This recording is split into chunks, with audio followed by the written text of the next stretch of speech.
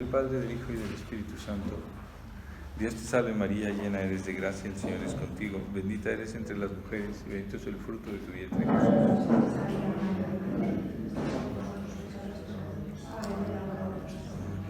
En nombre del Padre, del Hijo y del Espíritu Santo.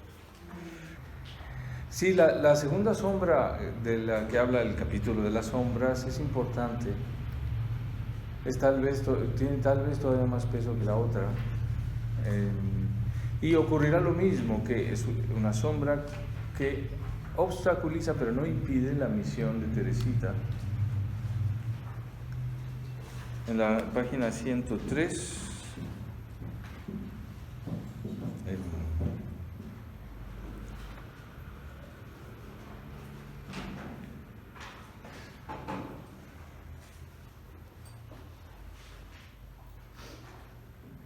si la primera falta que por una minúscula ocasión introduce en la vida de Teresa sombras y dificultades insospechadas, fue su propia falta. La segunda, que tiene conexión con la primera y tuvo consecuencias aún más amplias, fue culpa de su confesor. Una falta que éste cometió sin sospecharlo y con la mejor voluntad del mundo, pero que delata total desconocimiento de las más dulces y más importantes verdades de la vida del cristiano. El padre Almir Pichón, jesuita, confesor de la familia Marcén, pensó obrar honrada y rectamente. Como resulta de sus declaraciones en el proceso, profesaba cariñosa admiración a la muchachita y creyó hacerle un espléndido regalo, cuando pronunció su fatal sentencia. Hacía unos 2 meses que Teresa había entrado en el Carmen e hizo con él una confesión general. A continuación el confesor pronunció estas palabras: en presencia de Dios, de la Santísima Virgen, de los ángeles y de los santos, declaro que usted no ha cometido jamás ni un solo pecado mortal. Dé usted gracias al Señor de lo que gratuitamente ha hecho con usted, sin merecimiento alguno de su parte. El mal estaba hecho. El confesor, la autoridad para una monja, había hablado. ¿Y con qué solemnidad? A Teresa no le quedaba más que aceptar y creer obedientemente lo que se le había dicho. Solo la gratitud llenaba mi corazón. Y como la vez primera, tampoco ahora se da cuenta Teresa de lo que se ha hecho con ella. No comprendió cuáles habían de ser las consecuencias de semejante dirección espiritual. Teresa no cometió jamás un pecado mortal. Cabe incluso preguntarse, a juzgar por la conducta de Teresa, si el padre no le dijo en el fondo que no había cometido jamás pecado alguno, porque a partir de este momento, obediente como es, no hablará ya nunca de pecado, sino únicamente de imperfecciones. Se había matado en ella la conciencia del pecado. Se la ha sustraído y esto será de las más graves consecuencias para su misión, en un punto último y esencialísimo, de la comunidad de los pecadores. Se la ha relegado definitivamente al aislamiento de la santidad. Para salir de esta jaula hará ella sobrehumanos esfuerzos, mas como es la obediencia la que la ha encerrado en ella, no lo logrará jamás enteramente. Muy bien. Quizá, Ivette, mucho gusto. Quizá no se ve la trascendencia todavía de esto. Parece una cosa así, bueno, pues si no cometió pecado, está bien que se lo digan. La sensibilidad que nos da la Escritura respecto de esto es muy, muy aguda. Nadie se puede poner fuera de la comunidad de los pecadores, porque Jesucristo murió por todos. La comunidad de los pecadores la creó Jesucristo. Sí, el pecado no une, no forma comunidad. El pecado dispersa. Pero el Redentor nos ha unido como pecadores para transformar esta comunión en comunión de los santos. Y es necesario pertenecer a ella, es necesario no estar aparte. Sí. Por eso tiene consecuencias importantes, muy importantes, como esta. Teresa no habla de pecado, sino de imperfección. Aquí actúa en la conciencia de este padre Pichón que dicta la sentencia, actúa el individualismo moderno decir, este tiene pecado, este no, este más, este menos, este es grave, este no es, este es venial. En la Escritura no encontramos esto tan... Desde luego hay responsabilidades personales con los propios actos. Pero la redención consiste en que el que no es pecador se pone en el lugar de los pecadores. El que no conoció pecado, Dios lo hizo pecado para que nosotros seamos justicia de Dios. Dice San Pablo, 2 Corintios 5, 26, me parece. Sí. La maldición que pesaba sobre nosotros recayó sobre Jesucristo. Maldito el que pende del madero. Son palabras muy duras de la carta a los Gálatas. La maldición recae sobre el inocente. Sí. Dios no perdonó a su propio Hijo. Romanos 8:32. O sea, son palabras muy fuertes. Dios lo hizo instrumento de propiciación por nuestros pecados. Sí. Primera de Juan 2, 3, 2, 2. De modo que la relación con la gracia de Cristo es siempre desde este lugar en el que hemos sido bendecidos, perdonados, etc. ¿Sí? El ideal de no pecar es un ideal imposible, demasiado tarde. Ya. Sí, si ya estás perdonado. Desde luego hay que evitar el pecado, pero hay que aceptar los hechos. Los hechos es que el Redentor nos ha redimido de nuestros pecados y no sabemos de cuántos pecados su sangre nos ha librado. No sabemos hasta dónde nos habría llegado la dureza de nuestro corazón, hasta dónde nuestra falta de consideración del prójimo se habría convertido en crimen. Un cristiano no puede decir, no, yo no. Por eso dice Juan, el que no ama a su hermano, el que odia a su hermano es un homicida. O sea, quita la distancia entre el odio interior y el crimen exterior. Desde luego que hay distancia, eso no quiere decir. Pero significa que si el odio interior, el rechazo, la envidia, la pequeña envidia, no ha ido más lejos, a donde llevaría de por sí, es por la gracia del Redentor. Ahí ha intervenido personalmente Jesús. De modo que uno no se puede atribuir cuando dice, he pecado contra el prójimo, pero poquito. No, ese poquito hay que retirarlo. He pecado, sí.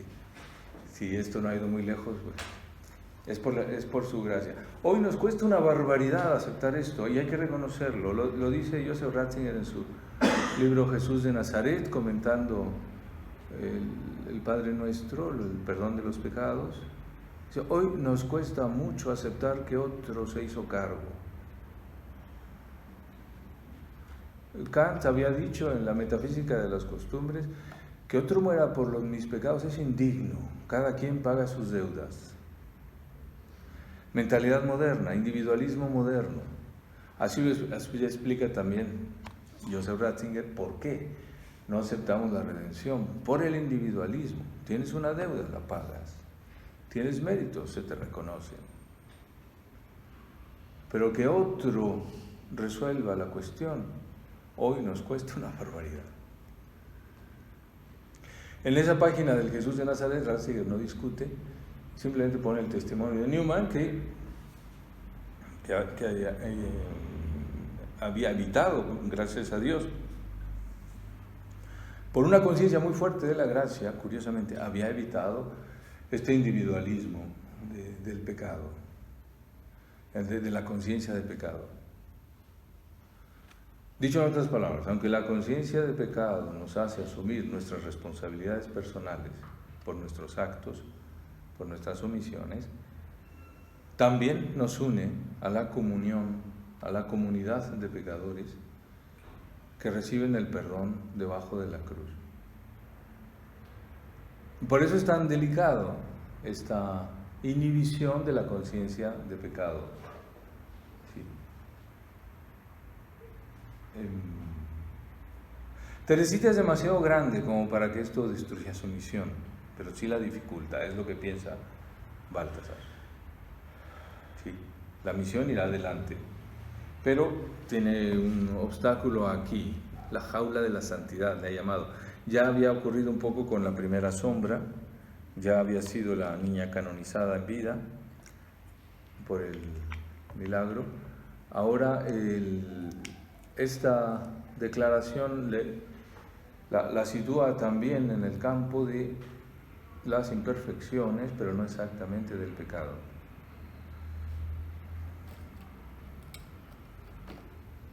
Esta visión de Baltasar es frecuente porque yo la imagen que tenía de Teresita era justamente la de ensalzar esto, ¿no? Es que nunca cometí pecado, es que... ¿no? Y parecía que lo destacado de su vida era justamente eso. Sí, sí. ¿No? Como el haber sido casi perfecta. ¿No? He conocido a algún sacerdote que está buscando monjas a quienes hacerles una declaración parecida. No. Baltasar lo considera un error grave, un desconocimiento, ha dicho, de las leyes de... ¿Cómo ha dicho? Andrea admite, ¿verdad? Delata un total desconocimiento de las más dulces y más importantes verdades de la vida del cristiano. Sí, muchas veces se exalta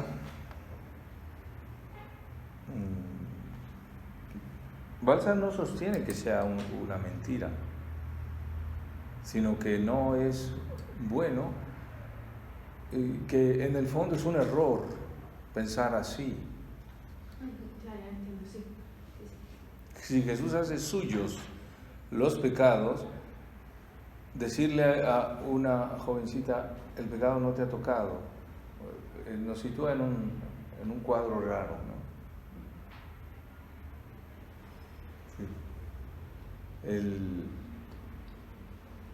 No es... tu pregunta ¿es frecuente esta visión? No es frecuente. Más bien, por estos hábitos individualistas nos gusta. Sí. No sé, eso es difícil hoy ver la trascendencia de esta sombra. Sí, por eso hago me extiendo un poquito en esta mentalidad individualista que nos ha llevado a minusvalorar la conciencia de redención, como dice Ratzinger en esa página. Hoy la tendencia del cristianismo ilustrado es aceptar a Jesús como un gran maestro, pero no como un redentor. Eso es un mito que inventó San Pablo, se dice desde el siglo XVIII. Lo siguen enseñando así algunos exégetas. San Pablo inventó eso de que su sangre nos lava de los pecados. No, por favor, eso. Ya somos maduros, ¿no? Como para eso. Jesucristo maestro de moral, como en Kant, nos enseña de virtud en virtud.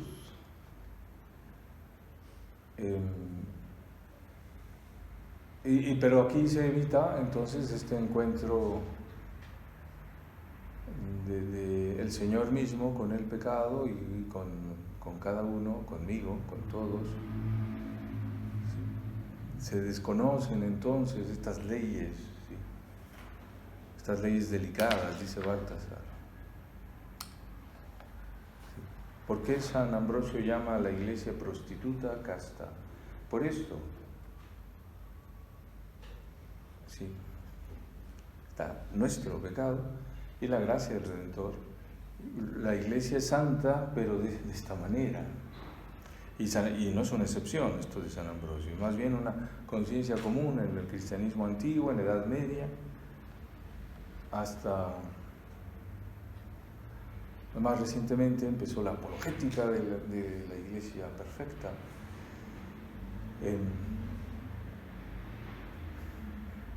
Bueno, esto es lo mejor será seguir leyendo, iremos viendo la importancia, lo que significa para Baltasar esta sombra. Es que el pecado se puede ver un no cumplimiento del decálogo, pero también es una ley que en el curso de las tardes Sí. Entonces, ¿cómo uno responde a esa alianza que Dios hace contigo? Si tú te dejas hacer por Dios o no te dejas hacer por Dios, ¿no? Si tú no te dejas hacer, estás pecando, ¿no? Sí, Eugenio dice que recuerda la enseñanza bíblica, el pecado es quebrantamiento de la ley, pero más todavía es una ofensa a la alianza, sí, a la alianza de amor que Dios ofrece. Por eso el pecado desde los textos más antiguos del Antiguo Testamento se llama prostitución o adulterio, desde el libro de los jueces.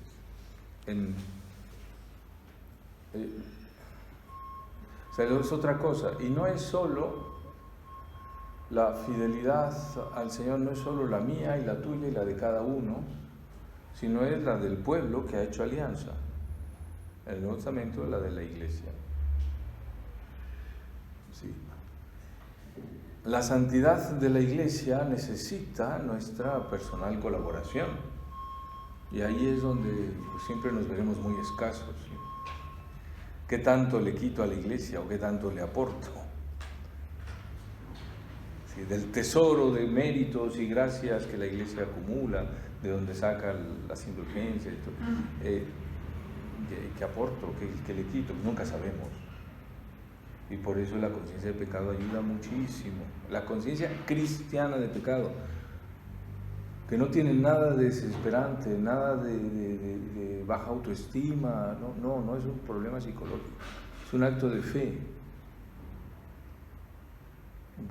La conciencia de pecado aparece ante el Redentor, no antes. No es yo me siento muy mal por mis pecados, busco un Redentor, no. Es veo al Redentor, veo su amor, veo lo que ha hecho por mí y entonces reconozco de que hemos sido perdonados.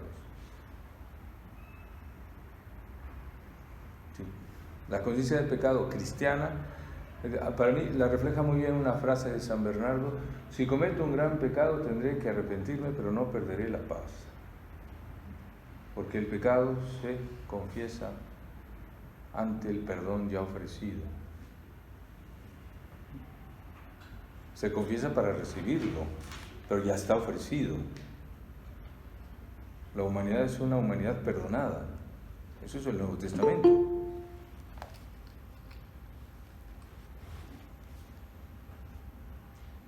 Sí.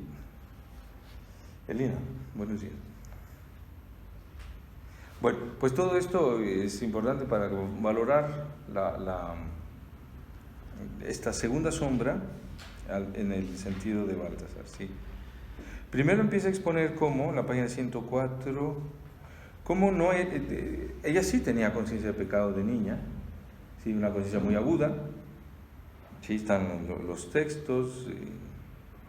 Celia, su madre, es una niña que nos, dice página 105, que nos da a todos muchas alegrías, su franqueza es extraordinaria, es encantador verla correr detrás de mí para hacerme su confesión. Mamá, he empujado una vez más a Celina, le he pegado una vez, pero ya no lo haré más. Sí, bueno, y así. Le pide a su hermana María que le cuenta pronto a papá que he roto la muestra del bordado. En fin, tiene esta conciencia de la necesidad de ser perdonada, la vergüenza, no quiero que me vean, ¿sí? Cuando ha hecho algo que es lo que había hecho, no me acuerdo, ¿sí?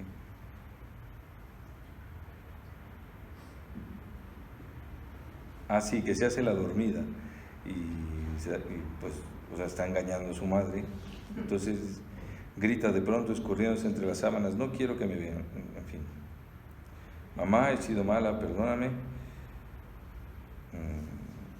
Y así, ella tiene esta conciencia, incluso pasa por la prueba de los escrúpulos, que es los escrúpulos es difícil de valorar, ¿no? A veces es pura terquedad del que no obedece al confesor, y eso no es pecado y lo sigue.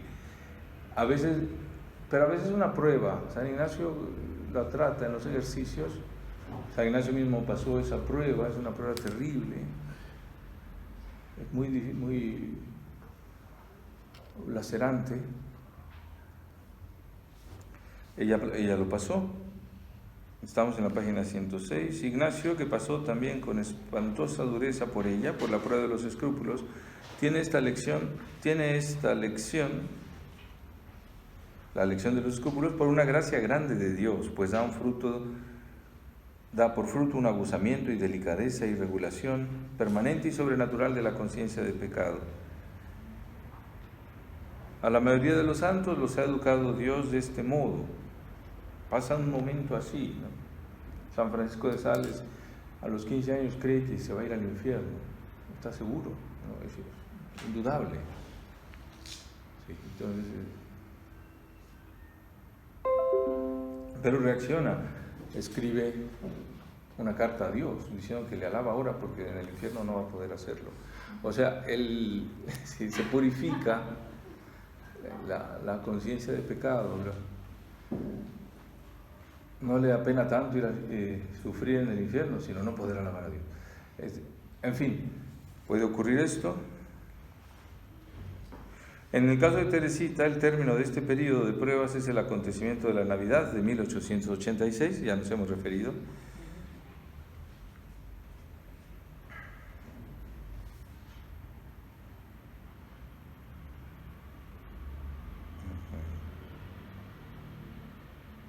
Esta Baltasar la considera una gracia, estamos en la página 106, ¿verdad?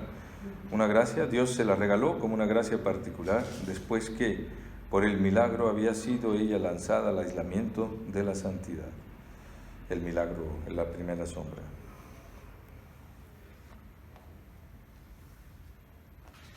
Bueno, pues esta es la segunda sombra, sí, esto es lo que ocurrió. Las consecuencias las sigue tratando.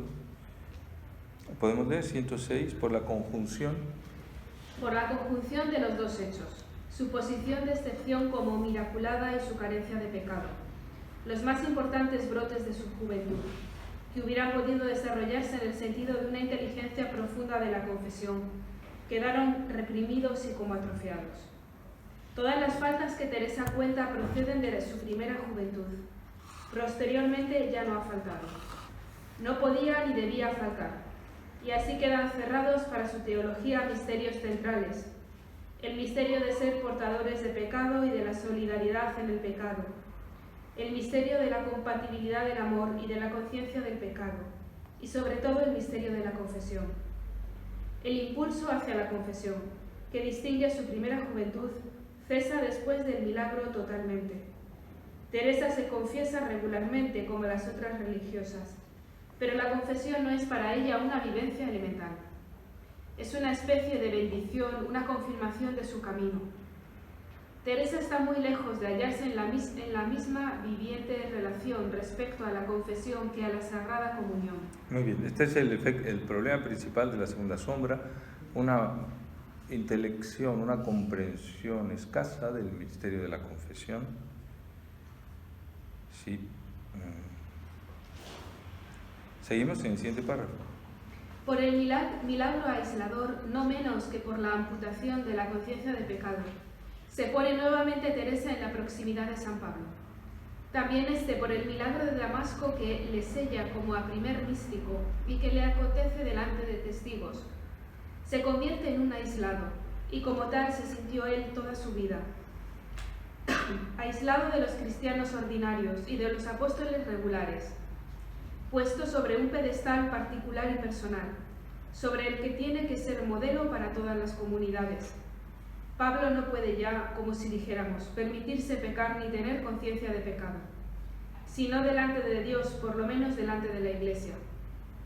Aun su anterior persecución de la Iglesia, su consentimiento en la muerte de Esteban, no se le presenta apenas como culpa, sino como ignorancia, más aún, como un acto de fervor religioso. Si es cierto que no se tiene por justificado, tampoco le remuerde nada su conciencia.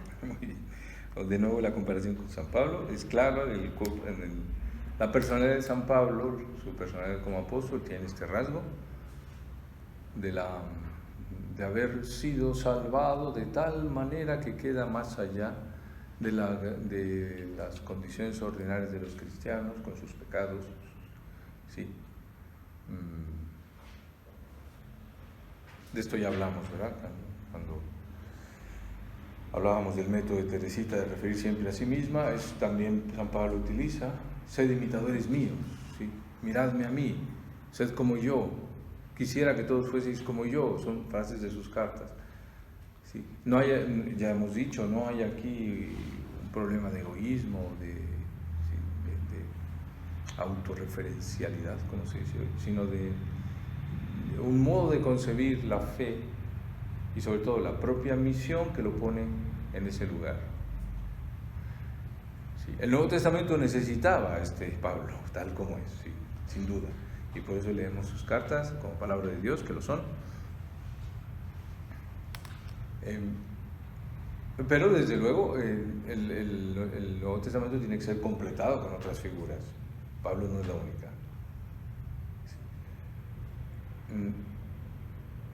Teresita está se puede entender a la luz de este ejemplo de San Pablo, está aislada, ¿sí? La misión la pone en un lugar particular, no se atribuye ella ningún mérito. El padre Pichón se lo ha dicho, no es por mérito suyo, pero es un hecho que usted no ha cometido pecado. Después enseguida hace el siguiente párrafo pequeño, pero es importante.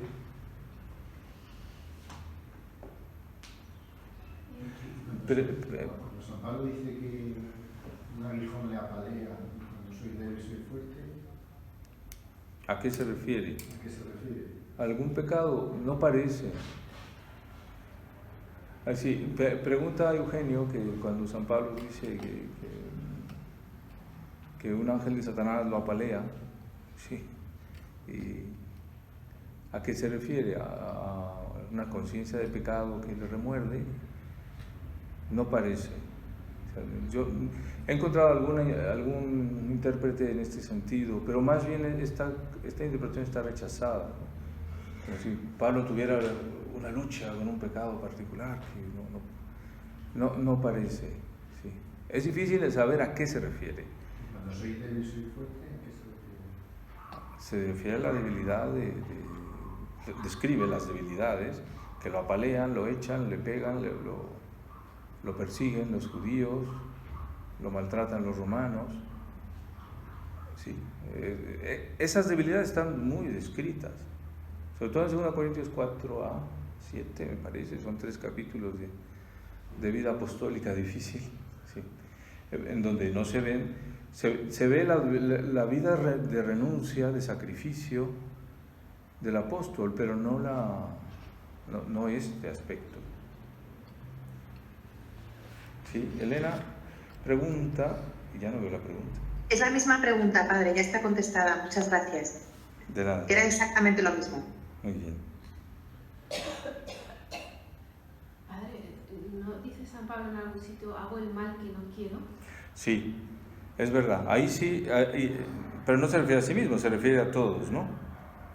En Romanos 7, sí, la conciencia de que la experiencia de todos de querer el bien y no hacerlo, rechazar el mal y cometerlo, sí, sí, que es una conciencia universal. Sí.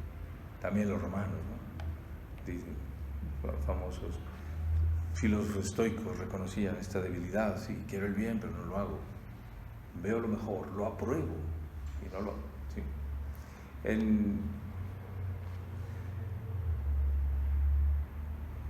No se refiere a algo suyo, sino es lo que explica enseguida el siguiente párrafo.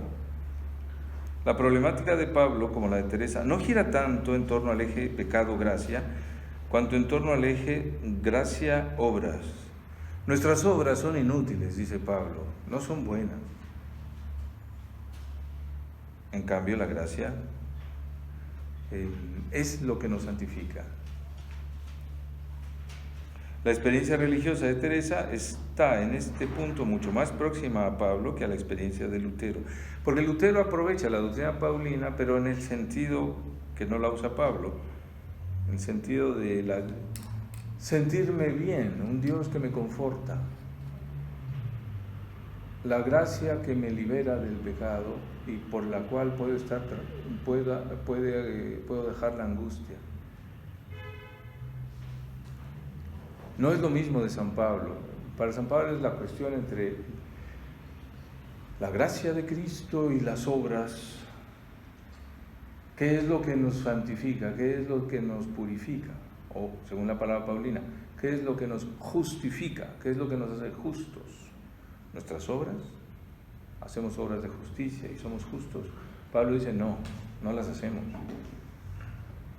Es un amor tal de Dios que se llama gracia de justificación, por la cual el que no es justo es hecho justo. Lutero interpreta esto en modo muy subjetivo. Entonces yo puedo esperar la salvación. Yo puedo esperar siempre de la gracia. Hay una expresión de Lutero que para mí aclaran mucho su mentalidad. Cuando dice, en la carta a los romanos hay más evangelio que en Mateo, Marcos y Lucas juntos. ¿Se entiende? El mensaje de la carta a los romanos es este. Hemos sido justificados gratuitamente por la gracia de Cristo. A Lutero le interesa esto. La vida de Cristo que cuentan Mateo, Marcos y Lucas le interesa poco. Que nació en Belén, que los magos, que predicó por aquí, por allá, Judea, Galilea, Nazaret, Cafarnaúm, finalmente Jerusalén. Pues está bien, es edificante, pero el evangelio es este. No tienes ya que preocuparte. O sea, se desplaza la fe muy al yo que se siente bien. Sí, en Teresita, ni para San Pablo ni en Teresita hay este desplazamiento. Sí hay mucha referencia al yo, pero en el sentido que ya explicamos.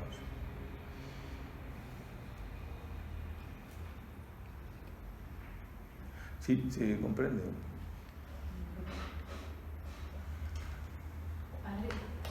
Entonces, digamos que Baltasar lo que propone aquí es que, digamos, la providencia hace con Pablo algo muy especial, ¿no? Entiendo, sí. O sea, situarle en una posición única, pero al mismo tiempo San Juan, por ejemplo, ¿no? Sí.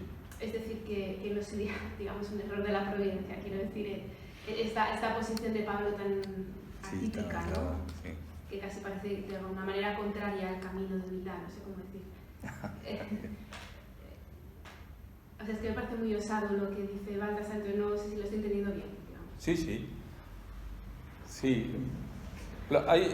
Baltasar propone una imagen muy clarificadora. En el Nuevo Testamento, después de la muerte y resurrección del Señor, predominan 4 apóstoles, ¿sí? Los 3 que Pablo mismo llama columnas, Pedro, Santiago y Juan. Pablo les llama columnas de la iglesia en la carta a los Gálatas. Y la 4ª columna pues es el mismo, no dice yo también, sino, pero vamos, se ve que... Y Baltasar sugiere que el sentir con la iglesia requiere el testimonio de los 4 y solo así no perdemos de vista que el centro de la iglesia no es ninguno de los 4, sino Jesucristo y María. La relación entre Cristo y María es el centro de la iglesia. El testimonio de Pablo es esencial. La gracia que justifica sin las obras. El testimonio de Santiago casi está en tensión. Muéstrame tu fe sin obras, que yo por mis obras te mostraré mi fe. Escribe Santiago. Alguno dice, pues está escribiendo contra la carta a los Gálatas. Pues no sabemos si contra, pero que desde luego las cosas suenan como que hay que completarlas. Sí. Y los otros 2 apóstoles, Pedro y Juan, Pedro el ministerio, Juan el amor, que nunca se separan. Y los errores están en interpretar solo de un lado. Pablo sin Santiago, Lutero. Santiago sin Pablo, teología de la liberación. Justicia sin gracia, justicia sin misericordia. Pedro sin Juan, clericalismo, o la iglesia son los curas. Juan sin Pedro, un místico que no obedece a la autoridad de la iglesia, es una secta. Sí, una secta gnóstica. En fin, la imagen me gusta mucho, porque sí, como que pone el sentir con la iglesia así en una imagen. Pues esta es Entonces por eso se puede hablar así de Pablo. Pablo es completado por Santiago, por Pedro, por Juan, por la aportación de uno del otro, y siempre remitiendo a la plenitud que no está en ninguno de los tres, ni en la suma, pero en ninguno de los cuatro, ni en la suma de los cuatro, sino en el centro de donde procede la misión de cada uno.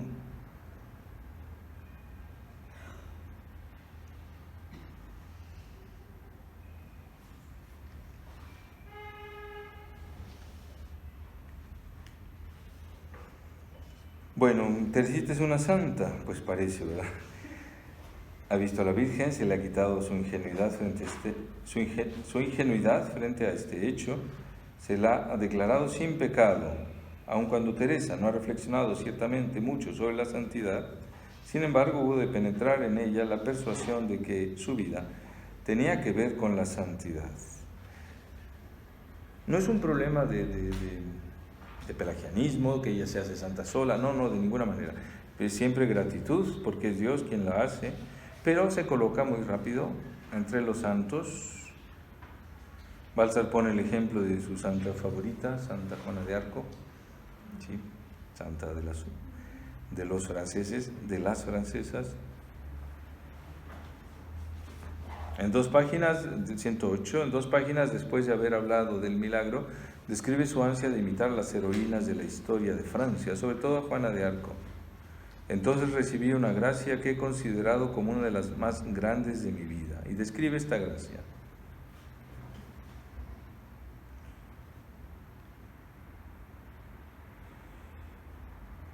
Pensando entonces que yo había nacido para la gloria y pensando en el medio de llegar a ella, me fue revelado íntimamente que mi gloria no aparecería jamás a los ojos de los mortales, sino que consistiría en hacerme santa. No a los ojos de los mortales. Hay un contraste con Santa Juana de Arco, porque ella está a la vista de todos. Santa Juana de Arco lidera el ejército de Francia frente a Inglaterra. Por eso comenta Baltzar, extraña revelación que supone ya en cierto modo la desfloración de la ingenuidad de su conciencia.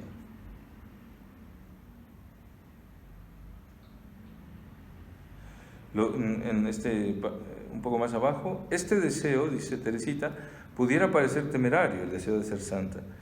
Si se tiene en cuenta lo imperfecta que yo era y lo sigo siendo todavía después de tantos años pasados en religión. Sin embargo, sigo sintiendo la misma audaz confianza de llegar a ser una gran santa. A partir de este punto, Baltasar hace el recorrido de cómo se supera la segunda sombra. Es el camino entre la gran santidad, de la gran santidad a la pequeña santidad, la del caminito, que es el mensaje de Teresita. El corazón de su mensaje es el caminito, no la gran santidad, no la comparación con los grandes santos. Jamás quiso ser como Santa Teresa de Ávila. Pero aparece esta proyección de una gran santidad, de actos heroicos como los de Santa Juana de Arco. Pero esta revelación, el camino de Teresita irá de esta convicción de la gran santidad a la pequeñez de la vida cristiana, cuya grandeza está en la pequeñez. ¿Sí? No es menor santidad, es en el fondo la única santidad.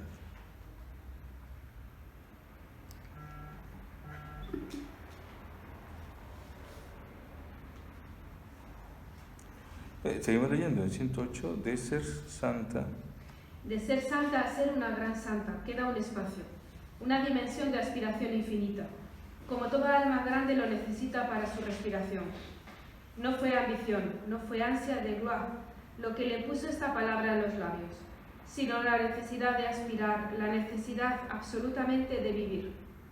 Esto era a los 10 años, pero todavía a los 17 le escribe a Celina: Jesús nos colma de sus gracias, como colmaba a los más grandes santos. Muy bien. Seguimos en la página 109, arriba.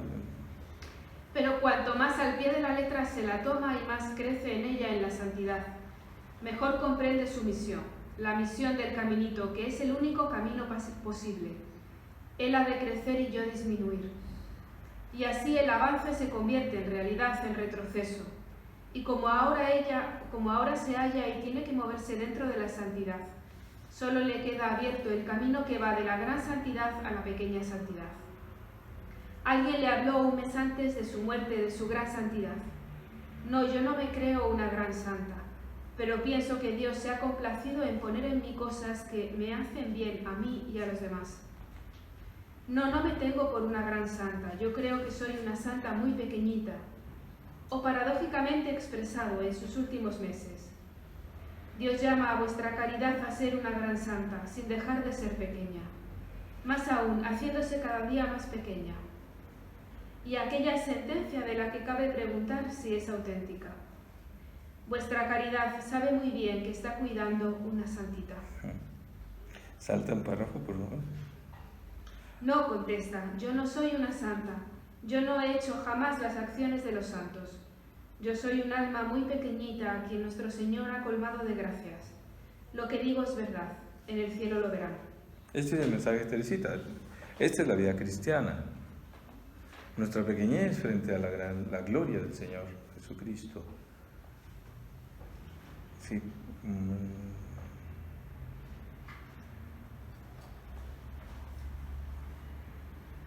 Bueno, así siguen abundando los testimonios. No hay que trabajar, por ejemplo, no hay que trabajar para hacerse santa, sino para dar gusto a Dios. Qué sano es esto. Sí. Del subjetivismo de ser yo santa a dar gloria a Dios. Salir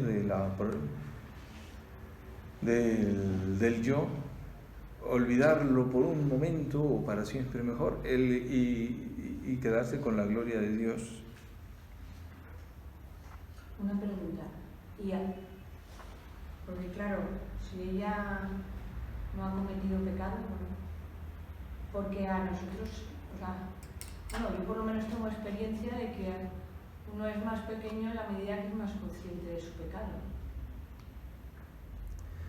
O de la diferencia de lo que debería amar, o le ama a Dios a lo que uno ama. Y eso... Sí, Genoveva dice que la conciencia de pecado ayuda a la pequeñez, a la conciencia de pequeñez. Pues no es el camino de Teresita, porque le quitaron ese camino, le bloquearon ese camino. Pero ese es el más frecuente en el cristiano. Yo pregunto, como quiero decir, Para Baltasar, un camino para todos, o sea, quiero decir que ella es, su vida es ejemplo para que la sigamos los demás. no en esto. O sea, la idea de Baltasar es que Ya, en esto, no. y no laudo, dice San Pablo, en esto no os alabo. Bueno, en esto pues no, y no es tanto culpa de ella cuanto del confesor, ¿sí? De estos idealismos espirituales, proyecciones de lo que uno desearía, donde no, por un momento no se toma suficientemente la revelación del amor en Cristo tal como es, ¿no? Sí. Pero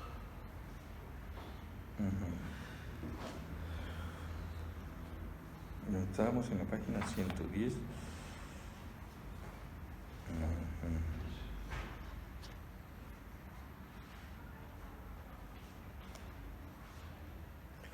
Vamos un poco más, bueno, su página 110, al segundo párrafo, la santidad, dice Teresa.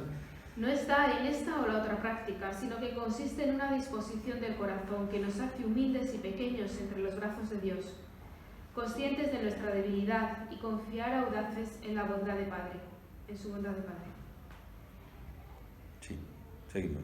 La santidad, por fin, se convierte para ella en una palabra, en la que, pues se usa tanto, cada uno pone aquello que es para él verdaderamente serio y real. Teresa escribe en su texto más solemne: aquel acto de consagración que llevaba siempre consigo y repetía con frecuencia.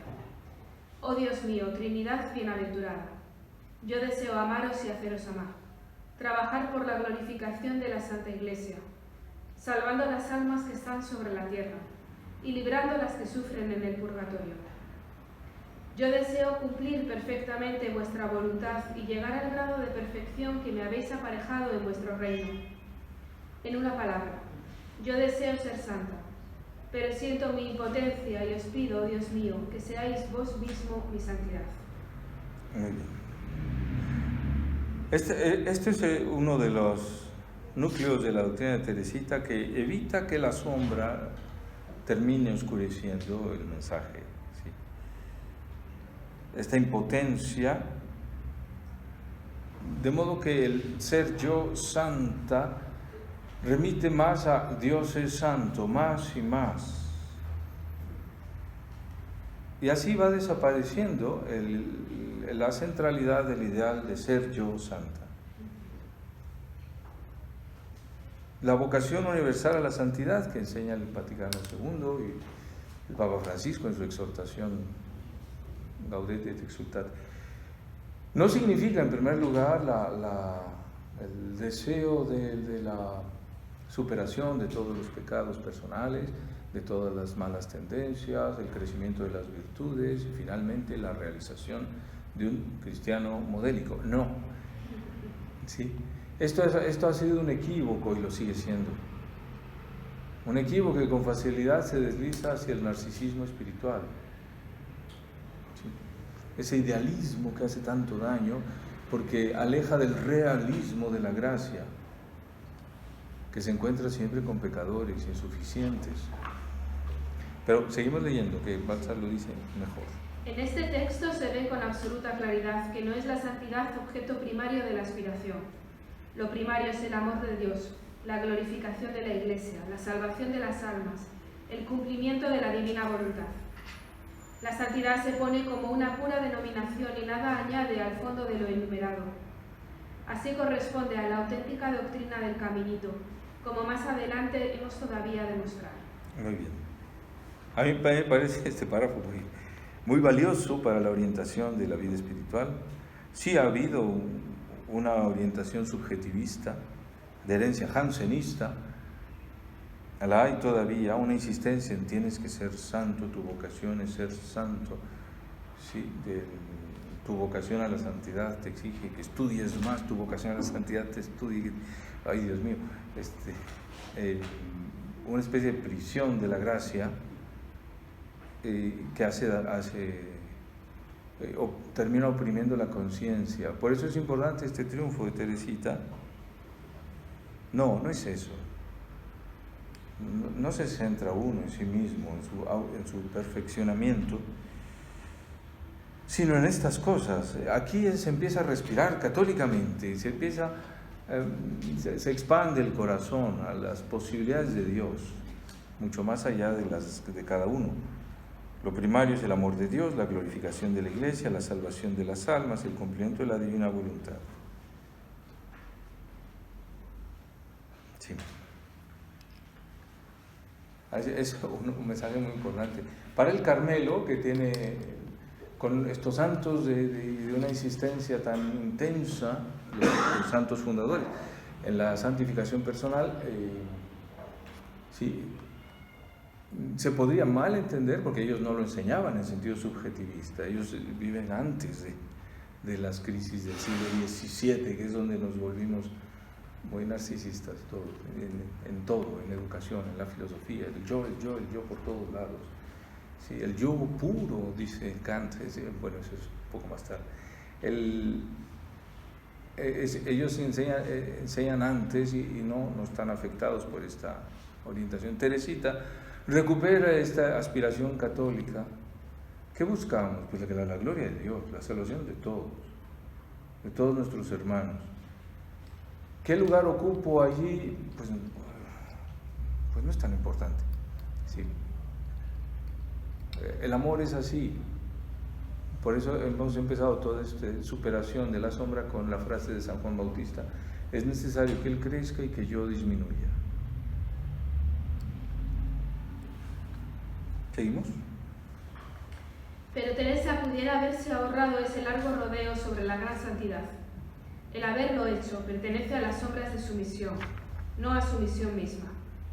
Y que estas sombras existan se debe a una relación suya insuficiente con la Iglesia oficial.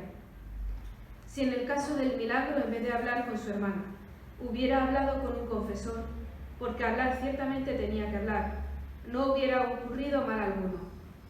Y si después de su entrada en el convento el confesor hubiera procedido objetivamente y no personal e indiscretamente, no se hubiera dado tampoco el segundo desliz. Teresa logró con grandes esfuerzos recuperarse de estos accidentes, lo que atestigua la salud inverosímil de su alma, no menos que la grandeza de la gracia de misión que le fue concedida. Muy bien, sí. Baltar siempre la ve así, en su pequeñez, con una orientación hacia la verdad de Dios, hacia la verdad de la gracia, que le permite ir adelante a pesar de estas dificultades. ¿Sí? Vamos, si la quisieron enjaular, se escapó. Le costó. Y quedan cicatrices, ¿vemos? Sí, porque me imagino que es muy fácil que te digan, nunca has pecado y diga, pues ya está, ¿no? O sea, que no lo había pensado, que claro, realmente era muy difícil, bueno, es muy difícil, pero que reconducirse hacia un camino de humildad después de esa afirmación, ¿no? Eso es lo que está queriendo decir Baltasar. Más que de humildad, al reconducirse a la verdad de la revelación, ¿sí? Se parcializa la revelación cuando se pone uno en una esquina de la doctrina cristiana cuando está pensando en la perfección de sus propias virtudes. ¿Y el Señor dónde está? La fuerza de su resurrección, la hondura de su pasión. ¿Sí? ¿A quién se refiere? ¿A mí? ¿A que yo sea más perfecto? Y todo este horizonte de salvar el mundo, es el Mesías de Israel, el Salvador del mundo, es la corona de la Escritura, es la Eucaristía que se difunde incansablemente hasta llegar a todos los lugares, a todos los pueblos, a todos los hombres. Ese horizonte es el que se estrecha. Sí. Como ocurre con el partido de los devotos que decía Charles Péguy, ¿no? Sí, su cristianismo es muy estrechillo y suelen estar muy preocupados de ciertas cosas, se olvidan de otras. Sí, bueno, Péguy es muy duro con ello. Pero puede ocurrir que se den estos estrechamientos de los horizontes de la santidad cristiana. El horizonte es la santidad de Dios, que Cristo nos regala en la santidad de la Iglesia. El celo por la santidad es el celo por la santidad de la Iglesia. Y por tanto va mucho más allá de la propia santidad.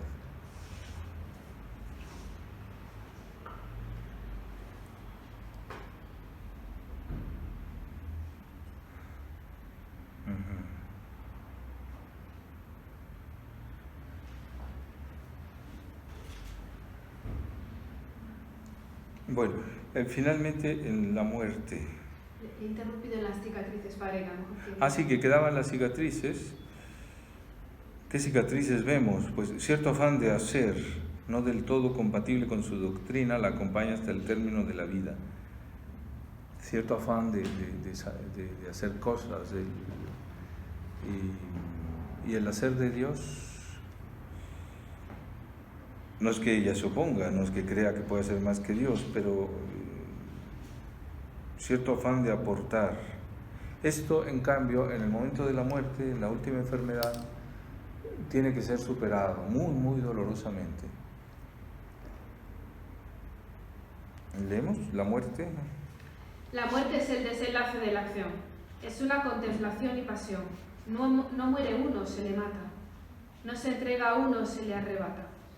Teresa ve también en este extremo de la vida una acción que tiene que ejecutar de la mejor manera posible. Y su muerte es realmente más difícil de lo que se había imaginado. Incesantemente se difiere. Ya 4 meses antes de ella se compara a sí misma con Tántalo. Yo sé que voy a morir pronto, pero ¿cuándo? Oh, la muerte no llega. Yo soy como un chiquillo a quien se le promete continuamente un pastel. Se lo muestran de lejos. Luego, cuando se acerca a cogerlo, se retira la mano. Yo soy como un niñito en la vía del ferrocarril que espera a su papá y mamá para que lo metan en el tren. Ay, los papás no vienen y el tren marcha. Pero hay otros trenes y no todos los voy a perder. Sí, se entiende, o sea, quiere morir como una santita, quiere morir una hermosa muerte de santa. Y no, la muerte se presenta como lo que se ha subrayado en los textos leídos, como algo que no llega, que se desea, no llega, el dolor de no poder ya vivir, pero que no llega la muerte. Seguimos en la siguiente página. La espera se hace tan interminable que al cabo, el día mismo de su muerte, no cree en la muerte. Mire, madre mía, cuánta fuerza tengo hoy. No, no voy a morir. Todavía tengo quizá para meses. Ya no creo en la muerte para mí, solo creo en el sufrimiento. Y mañana aún será peor. Pues bien, mejor aún. Y después de unos momentos, si esto es la agonía, ¿qué será la muerte? Y cuando por fin está acabándose y en medio de la muerte, no puedo respirar, no puedo morir. Y 20 minutos antes del desenlace, madre mía, no es aún la agonía, no me voy a morir. Pero ¿quién puede ya morir? Tal vez para nadie es tan difícil como para el que está ultra despierto, para aquel cuyo propio dominio ha llegado hasta las últimas fibras de su alma. ¿Se entiende el razonamiento de Baltzar? Ella quiere hacerlo bien, incluso quiere hacer bien su muerte. No puedo morir bien, no puedo morir. Es que no se puede morir. La muerte llega, no sale de nosotros, viene. Sí, por eso ha dicho antes, no se muere uno, se le mata. La muerte te quita la vida. Teresita le falta este momento pero a la hora de la muerte lo encuentra, este momento de pura pasión. Pasión es lo contrario a acción. Acción es lo que hacemos, pasión es lo que otro hace sobre nosotros. Este momento de pasión se impone así. En el capítulo de la doctrina veremos cómo relaciona esto finalmente con su padre San Juan de la Cruz, pero eso lo dejamos para más adelante.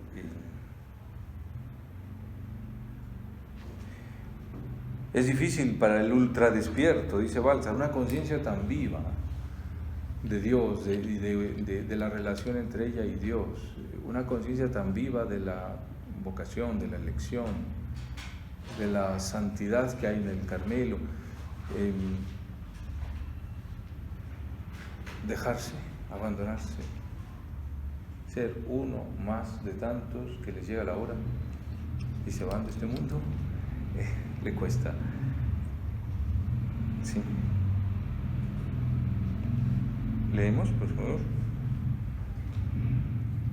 Hemos de hacer justicia a Teresa. Es realmente difícil vivir con la conciencia de ser una santa. No solo con aquella certeza de salvación que Dios ha dado siempre a algunas almas y que Teresa poseyó en el más alto grado, porque ya de niña ve su nombre escrito en las estrellas. El pensamiento de poderse perder eternamente no llegó ni a rozar jamás su alma, ni tiene miedo alguno del mal. ¿Tengo que tener miedo del demonio? Yo creo que no, porque yo lo hago todo por obediencia. Sabe lo bien que ha de ser recibida en el cielo y toma aquí abajo todas las medidas para su acción en la eternidad. Está tan segura de su cielo que en el fondo más vive ya allá arriba que en la tierra. Pero de lo que ella tiene conciencia es mucho más que esta santa certidumbre. Teresa conoce también la esencia de su misión. Determina su puesto dentro del conjunto del cuerpo místico. Penetra en el corazón mismo de la economía general de la salud, sin apartar jamás de los ojos su papel personal. Ella sabe quién es, sabe cuánto se la ha de amar. Toma disposiciones para su culto, distribuye sus reliquias. Y todo eso con la sencillez de un niño, con aquella nunca extinta, encantadora y desarmadora sonrisa, que no pierde ni en la más espeluznante acrobacia del alma, como si lo más vertiginoso que ella ejecuta a los ojos de todos. Ella, espectáculo para el mundo, para los ángeles y para los hombres, fuera la cosa más sencilla del mundo. Muy bien. Toda esta conciencia de santidad, entonces, no la aparta de la conciencia del cuerpo místico de Cristo, de que ella es un miembro más, tiene una tarea, pero no sustituye la conciencia de sí, su conciencia eclesial. Por eso está a salvo de los graves perjuicios que habría podido traer la sombra, que habrían podido traer las sombras. Sí, al final, ella es un miembro más del cuerpo místico de Cristo.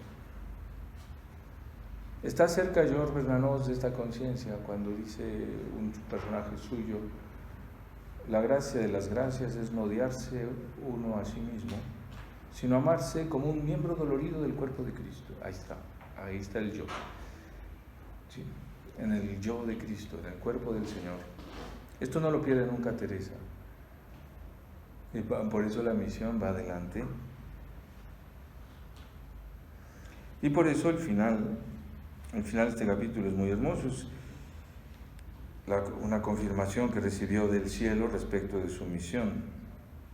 Así hace a lo último que se le transmita o entregue la herencia de su orden, en un primer sueño, en que se le aparece la fundadora del Carmen de Lisieux, recientemente fallecida, Madre Genoveva, por ella tan venerada.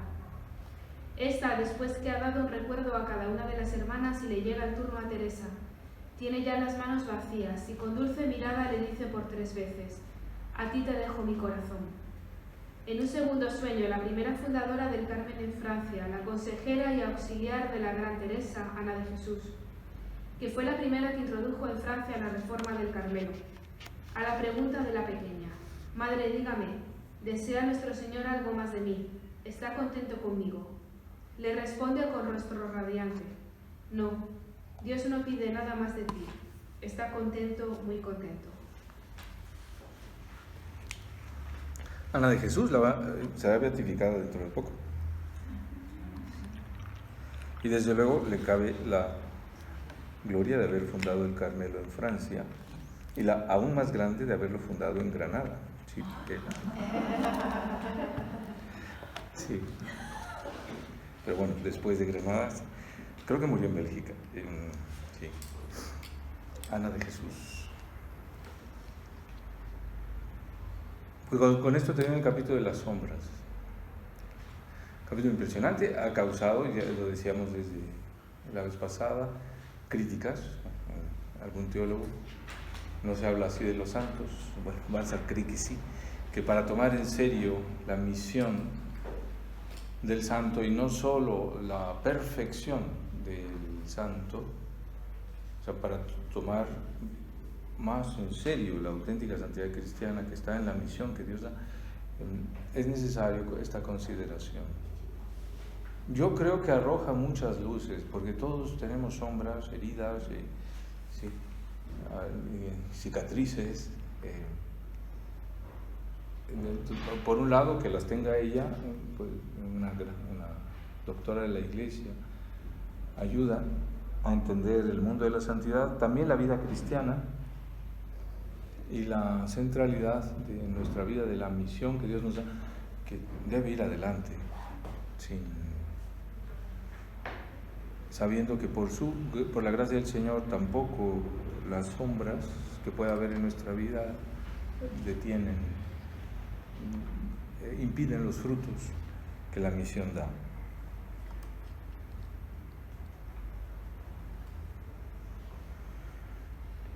Por eso creo que este capitulillo es una gran aportación.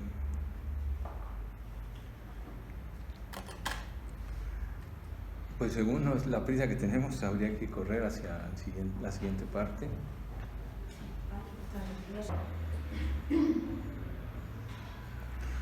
La segunda parte la dedica Baltasar a el estado de vida, que en el caso de Teresita tiene una particularidad especial. Su paso del estado secular, o sea, de la familia, del estado de cristiano en el mundo, al estado de vida religiosa, tiene una transición muy particular, porque había ya mucha santidad en su casa, en su familia. ¿Sí? En suya, de sus padres son beatos, me parece, ¿no? Sí, Canonizados. Pues es una situación muy especial. De modo que para Baltzar es un ejemplo muy elocuente de estos dos caminos de vida cristiana, el estado del cristiano en el mundo y el estado de consagración a Dios.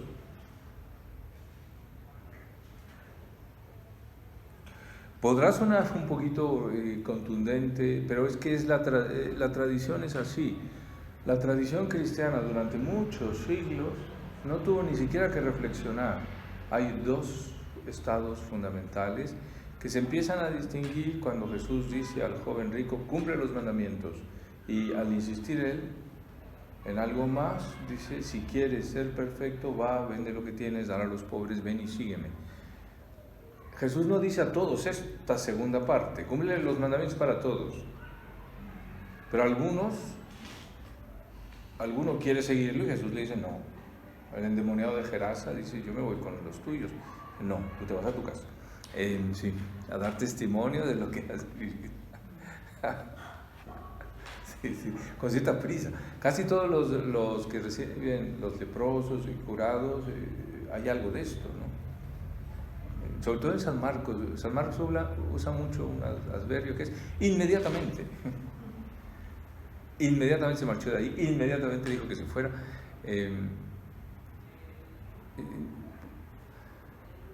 O sea, Jesús no admite a todos en este segundo estado. A todos llama a lo mismo, a todos llama a la caridad perfecta, al amor a Dios y al amor al prójimo. A todos llama con el mismo Padre Nuestro, con la misma Eucaristía, con los mismos sacramentos, el mismo bautismo. Pero no a todos llama a este seguimiento más estricto que implica dejar todo. En el caso de Teresita se ve muy, muy claro cómo el primer estado, el de la familia, es un estado que no impide la santidad, al contrario, se vive. Pero existe este otro segundo, que por voluntad del fundador de la Iglesia tiene que persistir. Así que siempre ha habido esto. En algunos momentos se ha puesto en duda, pero siempre desde el punto de vista sectario o herético. Algunos pelagianos negaban la importancia de la virginidad. Eran tan de la naturaleza, pues que había que también dar juego a la concupiscencia, no la consideraban. Bueno, algunos sí negaban la santidad de la virginidad, pero son personas que a veces incurren en verdaderas herejías, a veces simplemente se apartan sectariamente. En el protestantismo sí vino una negación frontal de la distinción. Se prohíbe distinguirse, todos somos cristianos igualmente. Calvino, que era un hombre muy práctico, expulsó a los religiosos de Ginebra, fuera monjes. No se puede, no. Aquí todos se levantan a la misma hora, no hay nada de levantarse en la noche a rezar como los monjes. Solo el protestantismo se separó de esta tradición de las dos vías, los dos caminos. Tradicionalmente se ha llamado al estado de vida religiosa o vida consagrada también estado de perfección. Hoy se evita esto y más bien se suele hablar de la perfección del estado, o sea, cada uno en su estado debe buscar la perfección de la caridad, ¿sí? Bueno, eso es lógico. Aparecerá el término estado de perfección en el sentido clásico. Como se ha usado durante tantos siglos, es inevitable encontrárselo. Pero evitar hablar de estado de perfección no significa cancelar la doctrina de las dos vías, los dos caminos de la vida cristiana, los dos estados de vida. En los ejercicios San Ignacio le llama la vía de los consejos, la vía de los mandamientos. Los consejos evangélicos, los mandamientos. Hay una vía que, la de los mandamientos, que son obligatorios para todos, y cuando hay una vocación especial, cuando Dios llama, pues está también el camino de los consejos. Ignacio es muy claro, no debe ir el que quiere, sino el que el Señor llama. Ignacio también supera ya la cuestión de la perfección. Lo único perfecto es hacer lo que Dios quiere. De modo que si Dios quiere que uno vaya por el camino de los mandamientos, por el estado del cristiano en el mundo, lo más perfecto es eso. Muy bien. Pues Baltzar considera que Teresita es un ejemplo de esta doctrina y además lo considera muy urgente este ejemplo. Él siente una especie de protestantización de la mente católica al perder importancia esta distinción de los estados. Ciertamente hoy ha llegado a ser una cuestión grave. Sí, la relativización de los estados, y por eso son tan frágiles las cosas que se deciden, son frágiles los matrimonios, son frágiles la vida religiosa. Se vive una hemorragia, dice el Papa Francisco. O sea, muchos se marchan, muchos y muchas. Son frágiles la consagración al sacerdocio diocesano. Sí. Bueno, por eso no vamos a hacer aquí una teología del asunto, pero sí la vamos a encontrar en el caso de Teresita.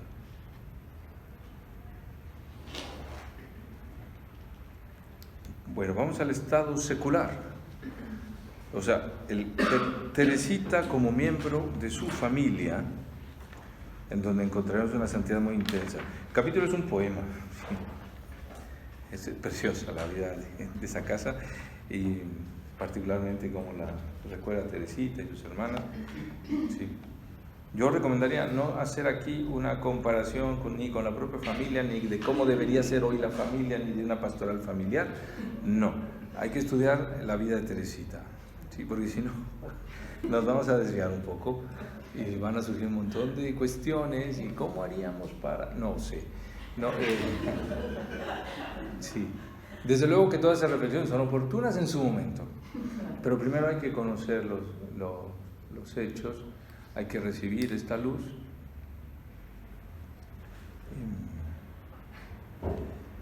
y después sí, desde luego que iluminará nuestros casos, ¿sí? Uno podrá sentir también la gracia de Dios que ha vivido en casa,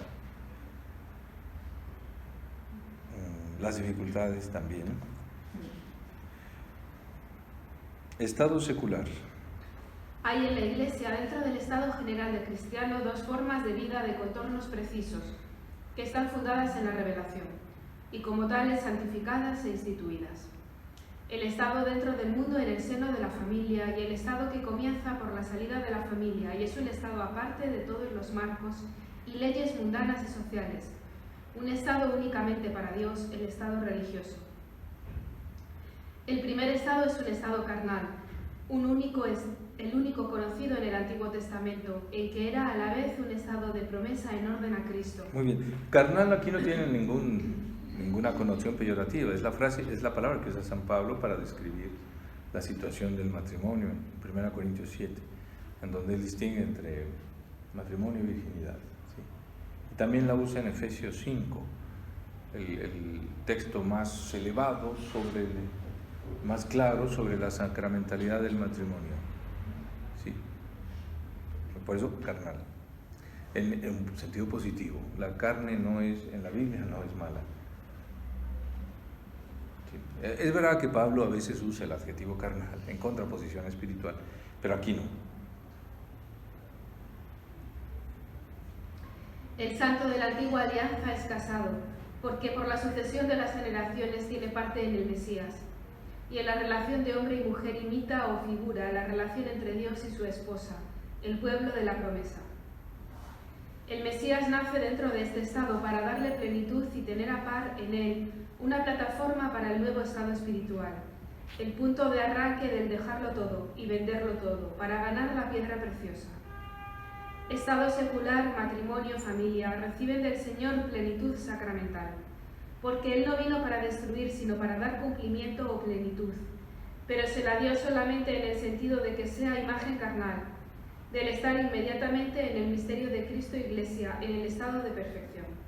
Muy bien, aquí se hace la historia del Antiguo Testamento, no hay virginidad, no hay, el camino es el matrimonio, la fecundidad corporal, tener hijos, que la alianza continúe. Sí, Miqueas defiende la fidelidad conyugal con la imagen al ver al matrimonio como imagen de la alianza. Dios es fiel a la alianza, por tanto el marido debe ser fiel a su mujer. Jesús nace en el estado familiar. Existe la Sagrada Familia. Para él es una base de lo que hará después. Dejar todo. Pero ya llegaremos a ese momento. ¿Sí? Jesús transforma el matrimonio, que es una institución del Creador. Encontramos en el libro de Génesis, en el capítulo 1 y el capítulo 2, con palabras distintas. Creó Dios el hombre a su imagen, a imagen de Dios lo creó, varón y mujer los creó. Dice Génesis 1, dejará el hombre a su padre y a su madre, se unirá a su mujer, serán los dos una sola carne. Génesis 2. O sea, antes del pecado. Lo que quiere decir es que antes del pecado hay esta institución santa, divina, que es el matrimonio. Por eso, en principio, pues es el camino. Jesús transforma esto en sacramento. Esta institución del Creador, el Redentor, la transforma en otra una institución sacramental, lo que significa que la hace signo y realidad de otra unión más elevada, la unión entre Cristo y la Iglesia. Lo dice explícitamente Efesios 5. ¿Sí? Esto es un gran misterio. Esto del matrimonio es un gran misterio. Yo lo refiero a Cristo y a la Iglesia. Es el matrimonio de varón y mujer es signo de otra unión, de otra conyugalidad, ¿sí? De otra esponsalidad, que es virginal.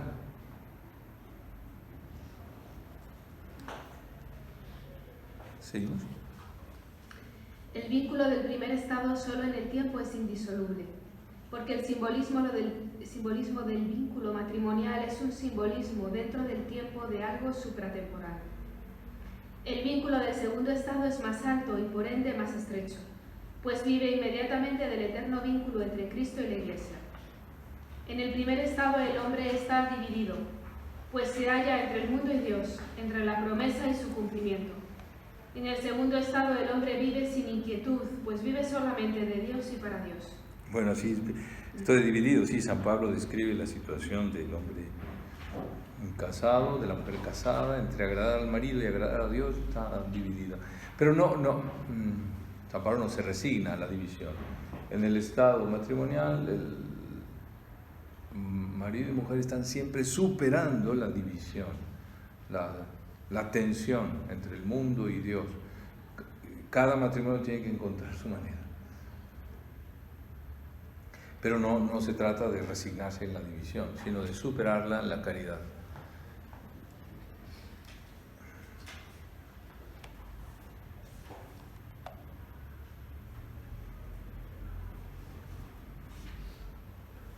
Chileno.